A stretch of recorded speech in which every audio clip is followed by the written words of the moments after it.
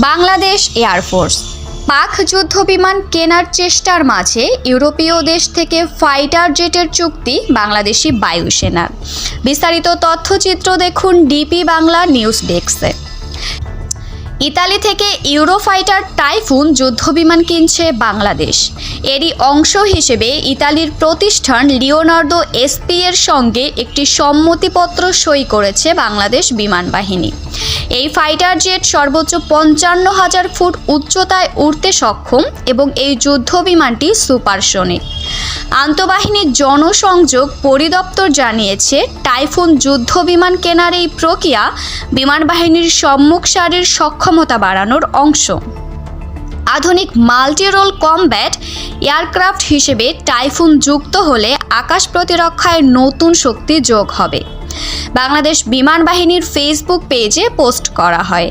বাংলাদেশ বিমান বাহিনীর প্রধান air chief marshal Hasan Mahmud Khan এবং বাংলাদেশের নিযুক্ত ইতালির রাষ্ট্রদূত আন্তোনিও আলেসান্দ্রোর উপস্থিতিতে এই আগ্রহপত্র স্বাক্ষরিত হয়। বাংলাদেশের বিমান বাহিনীর ফেসবুক পেজে পোস্টে লেখা হয়, বাংলাদেশ বিমান বাহিনী এবং ইতালির লিওনার্দো এসপি এর মধ্যে লেটার অফ ইন্টেন্ট স্বাক্ষরিত। বাংলাদেশ বিমান বাহিনীর সম্মুখ সারিতে যুদ্ধে অংশগ্রহণকারী অত্যাধুনিক মাল্টিরোল কমব্যাট এয়ারক্রাফটের অংশ হিসেবে এই লেটার অফ ইন্টেন্টের আওতায় লিওনার্দো এসপি এ ইউরোফাইটার টাইফুন যুদ্ধবিমান সরবরাহ করবে। উল্লেখ্য, লিওনার্দো এসপি এর তৈরি ইউরোফাইটার টাইফুন 2 ইঞ্জিন বিশিষ্ট যুদ্ধবিমান। এই ফাইটার জেট সর্বোচ্চ 55,000 ফুট উচ্চতায় উড়তে সক্ষম।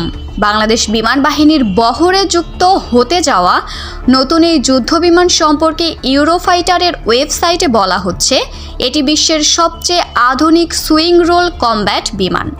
তারা বলছে, ইউরোফাইটার টাইফুন একই সঙ্গে এয়ার টু এয়ার এবং এয়ার টু সারফেস সক্ষমতা প্রদান করে এবং একযোগে ব্যবহারযোগ্য। বর্তমানে এই যুদ্ধ বিমানটি Italy, Britain, Germany, Spain, Austria, Saudi Arab এবং ওমানের বিমান বাহিনীর বহরে রয়েছে ইউরোফাইটার টাইফুন। শত্রু বিমানের বিরুদ্ধে লড়াইয়ে টাইফুন তার তীক্ষ্ণ সেন্সর, অসাধারণ গতিবেগ এবং উচ্চমানের ডগ ফাইটিং ক্ষমতার জন্য সুপরিচিত।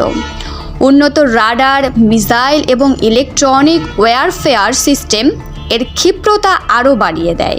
এটি স্থলভাগে আঘাত হানতেও সমানভাবে সক্ষম। গাইডেড বোমা, প্রিসিশন স্ট্রাইক অস্ত্র এবং রিয়েল টাইম ব্যাটেলফিল্ড ডেটা প্রক্রিয়াকরণ সব মিলিয়ে আধুনিক যুদ্ধক্ষেত্রে এটি ভয়ঙ্কর। টাইফুন শুধু যুদ্ধই করে না, এটি তথ্য সংগ্রহ, শত্রুর গতিবিধি পর্যবেক্ষণ এবং আকাশ প্রতিরক্ষায় সামগ্রিক ছবি তৈরিতেও সহায়তা করে।